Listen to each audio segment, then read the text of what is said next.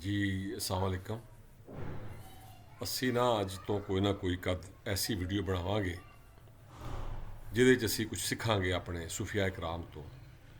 ਪੰਜਾਬ ਔਰ ਸਿੰਧ ਖਾਸ ਕਰ ਦੋ ਜਿਹੜੇ ਨੇ, ਔਰ ਇਹ ਦੋ ਜ਼ੁਬਾਨਾਂ ਜਿਹੜੀਆਂ ਨੇ ਪੰਜਾਬੀ ਅਤੇ ਸਿੰਧੀ, ਇਹਨਾਂ ਵਿੱਚ ਬਹੁਤ ਬੜੇ ਬੜੇ ਸੂਫੀ ਸ਼ਾਇਰ ਸਾਡੇ ਹੋਏ ਨੇ ਕਮਾਲ ਦੇ।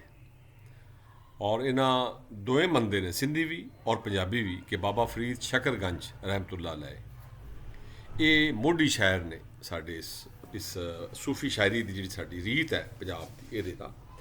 ਅਤੇ ਬਾਬਾ ਜੀ ਤੇ ਉਹਨਾਂ ਦੇ ਸ਼ਲੋਕ 130 ਦੇ ਕਰੀਬ ਸ਼ਲੋਕ ਨੇ ਬਾਬਾ ਜੀ ਦੇ, ਜਿਹੜੇ ਗੁਰੂ ਗ੍ਰੰਥ ਸਾਹਿਬ 'ਚ ਨੇ। 112 ਸ਼ਲੋਕ ਜਿਹੜੇ ਉਹਨਾਂ ਦੇ ਨੇ ਉਹ ਬਾਬਾ ਜੀ ਦੇ ਨਾਂ 'ਤੇ ਨੇ, ਲੇਕਿਨ ਬਾਕੀ ਜਿਹੜੇ 18 ਸ਼ਲੋਕ ਨੇ ਉਹ ਬਾਕੀ ਦੀਗਰ ਗੁਰੂਆਂ ਦੇ ਨੇ, ਲੇਕਿਨ ਬਾਬਾ ਜੀ ਦੇ ਉਸ ਹੈਗੇ ਨੇ ਕੀ ਨਾ ਹਿੱਸੇ ਦੇ ਵਿੱਚ, ਗੁਰੂ ਗ੍ਰੰਥ ਸਾਹਿਬ ਦੇ ਆਖਰ ਵਿੱਚ। ਬਾਬਾ ਜੀ ਕਹਿੰਦੇ ਨੇ ਇਹ ਸਾਡੇ ਮਸਲਿਆਂ ਦਾ ਹੱਲ ਹੈ। ਜਿੱਥੇ ਅਸੀਂ ਇਸ ਟਾਈਮ ਫਸੇ ਆ ਨਾ, ਪੂਰਾ ਪਾਕਿਸਤਾਨ ਫਸਿਆ ਹੈ। ਸੱਚੀ ਪੁੱਛੋ ਦੁਨੀਆ ਪੂਰੀ ਫਸੀ ਹੈ, ਖਾਲੀ ਪਾਕਿਸਤਾਨ ਨਹੀਂ ਫਸਿਆ। ਖਾਸ ਕਰ ਜਿਹੜੇ ਥਰਡ ਵਰਲਡ ਕੰਟਰੀ ਨੇ, ਮਾੜੇ ਮੁਲਕ ਨੇ, ਉਹ ਇਸੇ ਮਸਲੇ 'ਚ ਫਸੇ ਨੇ। ਔਰ ਅਸੀਂ ਜਿਹੜੇ ਦਾਅਵੇਦਾਰ ਆ ਮੁਸਲਮਾਨ ਹੋਣ ਦੇ ਖਾਸ ਕਰ, ਔਰ ਅਸੀਂ ਇਹ ਬਿਲੀਵ ਕਰਦੇ ਹਾਂ ਕਿ ਸਾਰੇ ਜੀ ਅਸੀਂ ਰੱਬ ਨੂੰ ਮੰਨਦੇ ਹਾਂ ਔਰ ਰੱਬ ਦੇ ਰਸੂਲ ਨਾਲ ਪਿਆਰ ਕਰਦੇ ਹਾਂ। ਅਸੀਂ ਤਾਂ ਕਮ ਅਜ਼ ਕਮ ਜਿਹੜਾ ਨਾ ਉਹ ਜ਼ਿੰਦਗੀ ਦਾ ਜਿਹੜਾ ਅੰਦਾਜ਼ ਹੈ, ਚੱਲਣ ਜਿਹੜਾ ਹੈ, ਢੰਗ ਰੰਗ, ਉਹਨੂੰ ਬਦਲੀਏ। ਬਾਬਾ ਜੀ ਦਾ ਸ਼ਲੋਕ ਦੇਖੋ, ਕਹਿੰਦੇ ਨੇ ਰੁੱਖੀ ਸੁੱਖੀ ਖਾਈ ਕੇ ਠੰਡਾ ਪਾਣੀ ਪੀ, ਫਰੀਦਾ ਵੇਖ ਪਰਾਈ ਚੋਪੜੀ ਨਾ ਤਰਸਾਵੀਂ ਜੀ। ਇੱਥੋਂ ਰੁੱਖੀ ਸੁੱਖੀ ਵਾਲੇ ਪਾਸੇ ਬਾਬਾ ਜੀ ਸਾਨੂੰ ਰੁੱਖੀ ਸੁੱਖੀ ਤੋਂ ਮੁਰਾਦ ਹੈ ਕਿ ਸਾਦਾ ਰੋਟੀ। ਇਹਦੇ 'ਚ ਬਟਰਡ ਬ੍ਰੈਡ ਦੀ ਗੱਲ ਨਹੀਂ ਕੀਤੀ ਉਹਨਾਂ ਨੇ।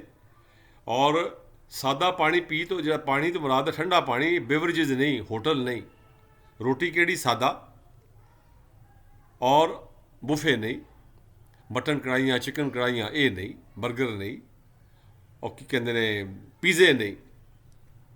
ਫਕੀਰ ਸਾਦਗੀ ਦੀ ਗੱਲ ਕਰ ਰਿਹਾ ਹੈ। ਸੋ ਰੁੱਖੀ ਸੁੱਕੀ ਖਾਈ ਕੇ ਠੰਡਾ ਪਾਣੀ ਪੀ, ਫਰੀਦਾ ਵੇਖ ਪਰਾਈ ਚੋਪੜੀ, ਦੂਜੇ ਦੀ ਚੋਪੜੀ ਦੇਖ ਕੇ। ਅੱਖਾਂ ਨੂੰ ਨਾ ਥੋੜ੍ਹਾ ਜਿਹਾ ਇਹਦੇ 'ਚ ਖਿਆਲ ਕਰੋ, ਇਹਨਾਂ ਨੂੰ ਥੱਲੇ ਰੱਖੋ। ਕਿਸੇ ਦੀ ਚੀਜ਼ਾਂ ਮਤ ਦੇਖੋ, ਕਿਸੇ ਦੀ ਸ਼ੈਵਾਂ ਨਾ ਦੇਖੋ। ਫਰੀਦਾ ਵੇਖ ਪਰਾਈ ਚੋਪੜੀ ਨਾ ਤਰਸਾਵੀਂ ਜੀ। ਆਪਣੇ ਮਨ ਨੂੰ ਤਰਸਾਓ ਨਹੀਂ ਕਿਸੇ ਦੀ ਚੋਪੜੀ ਦੇਖ ਕੇ। ਹਾਏ ਉਹ ਖਾ ਗਿਆ, ਹਾਏ ਉਹ ਬਣਾ ਗਿਆ, ਉਹ ਲੈ ਗਿਆ, ਅਤੇ ਮੈਂ ਵੀ ਕੰਮ। Then you create just frustration in your heart when you watch others buttered bread. So actually you create frustration. ਔਰ ਜਿਹੜੀ ਫਰਸਟ੍ਰੇਸ਼ਨ ਹੈ ਨਾ, ਇਹ ਫਿਰ ਬਿਮਾਰੀ ਦਾ ਇੱਕ ਨਾਮ ਬਹੁਤ ਬੜੀ, ਜਿਹਦੇ ਨਾਲ ਪੂਰਾ ਦਾ ਪੂਰਾ ਇਸ ਟਾਈਮ ਸਾਡਾ ਜਿਹੜਾ ਸਮਾਜ ਹੈ ਇਹ ਬਰਬਾਦ ਹੋ ਰਿਹਾ, ਇਹ ਤਬਾਹ ਹੋ ਰਿਹਾ। ਅਤੇ ਇਸ ਵਾਸਤੇ ਇਹ ਜਿਹੜਾ ਫਕੀਰੀ ਰਸਤਾ ਹੈ ਇਹ ਜ਼ਿਆਦਾ ਅਸਲ ਰਸਤਾ ਹੈਗਾ, ਇਹ ਬਿਹਤਰੀਨ ਰਸਤਾ ਹੈਗਾ। ਰੁੱਖੀ ਸੁੱਕੀ ਖਾਈ ਕੇ ਠੰਡਾ ਪਾਣੀ ਪੀ। ਮਿਹਰਬਾਨੀ, ਸ਼ੁਕਰੀਆ।